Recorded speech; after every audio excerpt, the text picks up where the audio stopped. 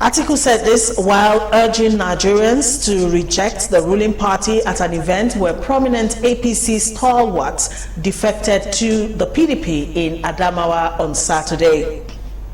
He advised members of the ruling party, APC, to also leave the party because of what he described as the party's woeful performance. In his words, I quote, "We have done a big mistake before by floating a party called the APC. But from today, I am calling on you, the Adamawa people, to leave your parties and join the PDP because it is the future and the masses party.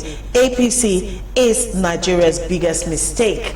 That's according to Atiku. Of course, Mr. Zukama, you recall that Atiku himself had, in the year 2014, joined the APC, and then he returned to the PDP in 2017, and here we are with the statement. Well, it was a political event.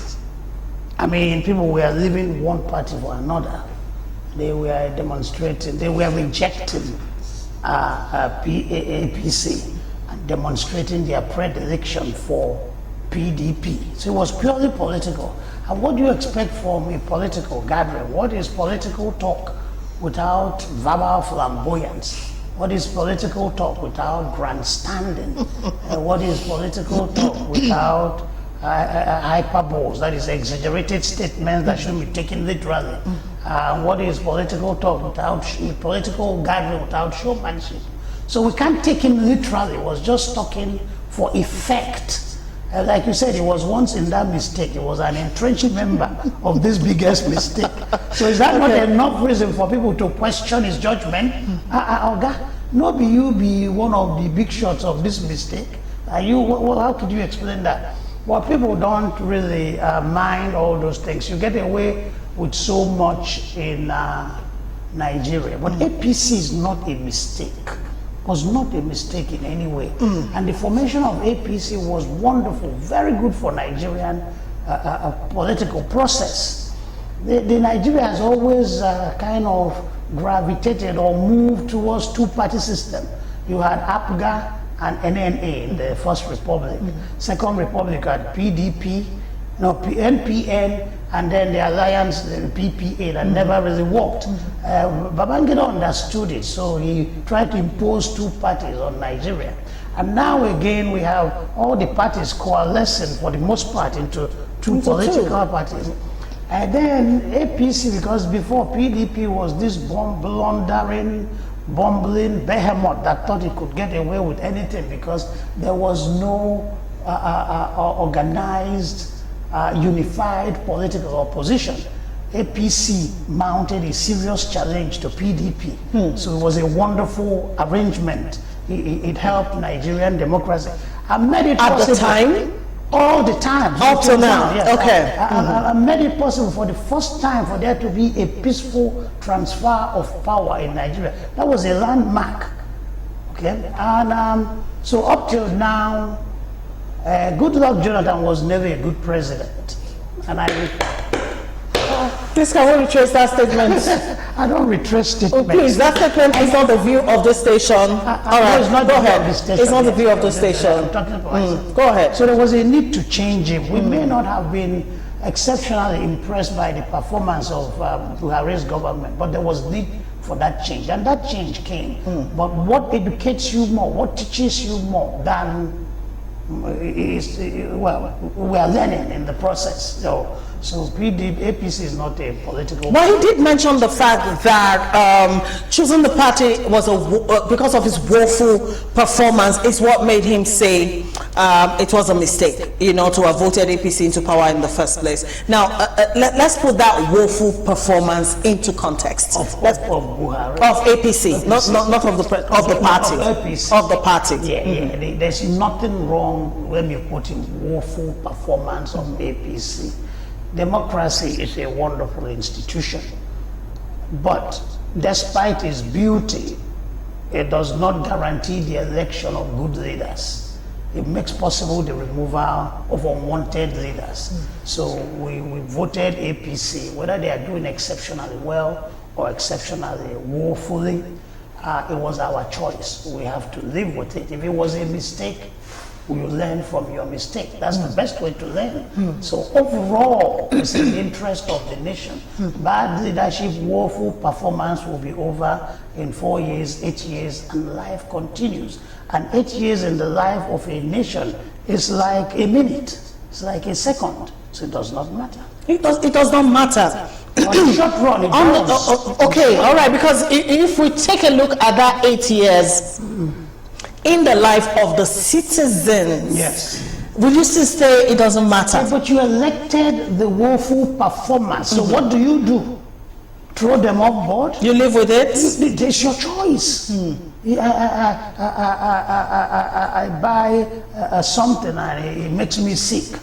I'll have to suffer my sickness, treat myself, and learn not to buy such a thing in future. That's all I've learned my lesson. But there's nothing we can do. It was our choice. So no matter how woeful APC is, we made that choice. Shouldn't we be responsible for our choice?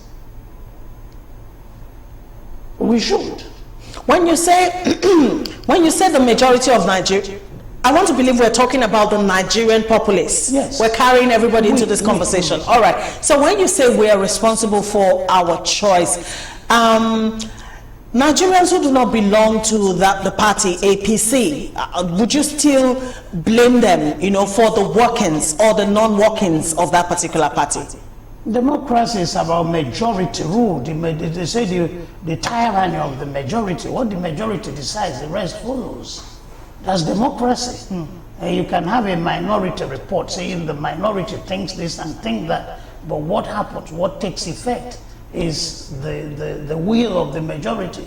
So that's democracy. So if we don't respect the will of the majority, what are we practicing?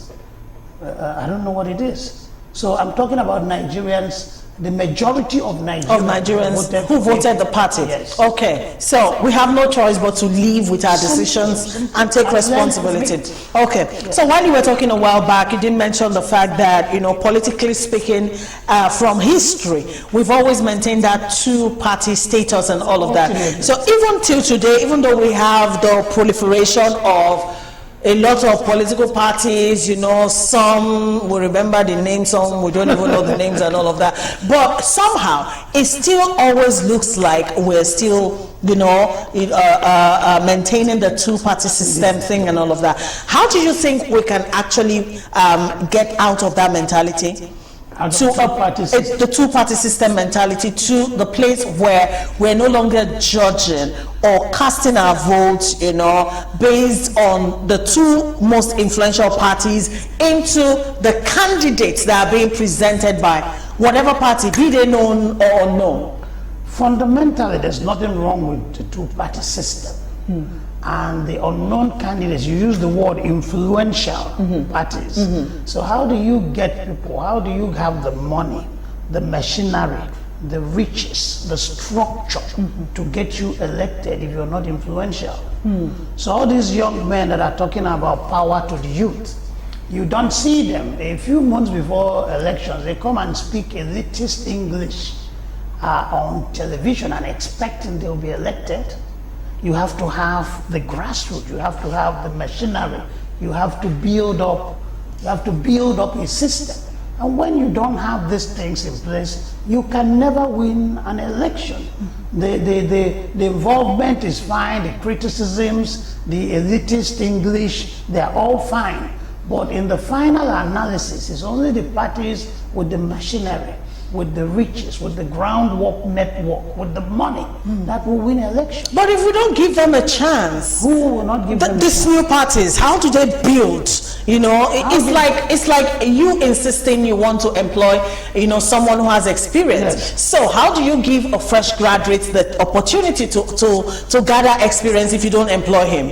A fresh graduate can go work free as an voluntary work. That's experience. Okay, the parties, the problem with the Nigerian political parties, I was on a radio program, and one of these guys that was the presidential candidate was on a visual election. I told them the problem is that you have to be innovative. If you cannot, on your own as things are, compete with the influential parties, You have to do something extraordinary. Okay. Okay? You can choose to mobilize the youth. The majority of youth don't have voting card. What if you start the campaign to get them to have their voting cards? You have people like IPOB having their members pay 1,000 every month as security beer, whatever. You can get the masses and convince them that you need this money so as to dislodge the influential political parties. There's so much you can do, but they don't want to do it, and they just want to sit around and complain. Get innovative. Some people have parents that paid their way through university. In Logsby, they had cars at school, they lived in the best places to go to school. Some poor children of the poor had no money, but they went to the university. They got innovative. They studied the system and say, how do I, with all my limitations, how do I make it in the system? So the political parties can start by uniting, but they couldn't unite. Every one of them had his own ambition and will not subordinate his ambitions to the public good, okay? That's one problem. And then there are ways to raise money. You've not exploited those avenues. You just sit around. You want to be like the mainstream political parties, but you lack the resources. Then do something new. You see, power does not come easy. The struggle for power. Trump said, oh, that power thing, oh, it was nasty, oh, it was rough, oh, it was tough. A billionaire was talking nasty, rough, tough. You, a struggling man, what do you expect? We handed it to you? Nobody can dash you power. So let them do the groundwork. Like they say, the masses are susceptible to brainwashing or to influence. It's a question of nomenclature. You can call it what you want. But the masses want to follow. The masses are looking for a leader. That's why anybody that comes, be it a pastor, be it one rabble-rouser, be it one activist, they just follow. They don't ask questions. So you can get the masses following you. You can get the masses, use the masses to attain your political goals. But they don't want to. All right, so you think it's possible? It's possible. Meanwhile, in Atiku's speech, he also mentioned, some of the achievements of the PDP, saying the PDP gave the people of Adamawa State, a better life, than what they have under the APC. Does any achievement of the PDP readily come to mind? That's putting you on the spot. No, okay. No. You see, I don't have all the facts. I don't have all the figures as to what PDP did across board. But I had a problem with Goodluck Jonathan. Please, can we leave that? We cannot personify whatever we're discussing. I had a problem with PDP. Okay, I had a problem with the PDP. The PDP was, would I say, too arrogant, too corrupt, and thought like we are in charge and nobody. An officer once said, I am indispensable. So they thought they were indispensable, and that was not good. And they allowed things to drift. Money was being shared. Soldiers in the battlefield could not fight. They had no bullets. They were not being paid. There was no fuel. Even at a point, they started attacking their commanders. A soldier had shot at the div commander, but the div commander escaped into an armored carrier. So things were really bad under Goodluck Jonathan. There may have been pockets of successes here and there, but across board, I don't think. Is the situation different now under another party? Under another party. Based on everything you highlighted, is the situation different? APC, one thing you hold against APC is insecurity. We've never had it this bad.